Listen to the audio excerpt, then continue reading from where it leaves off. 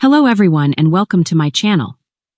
Did you know that your iPhone can automatically share your contacts with nearby devices?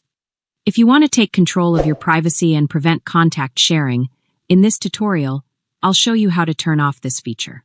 Follow the simple steps and learn how to protect your information on your iPhone. So here's what you need to do. First, go to your home screen, find the settings and open them. Once you open them, scroll down a bit and find the general option and tap on it to open it. Now, once you're on this page, scroll down a bit more and find the AirDrop option and tap on it to open it. After you open the AirDrop option, the next option, which is not necessarily related to AirDrop, is called Bringing Devices Together. It says you can easily swap numbers through the name drop option. Essentially, if you bring your phone next to another iPhone, contacts will automatically be shared. All you need to do is tap the switch next to this option to disable it. Now, even if two iPhones are right next to each other, the pop-up window asking to share your phone number or contact details won't automatically appear. And that's it for this video.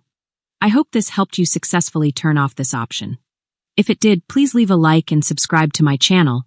It really means a lot to me. See you very soon and thanks for watching.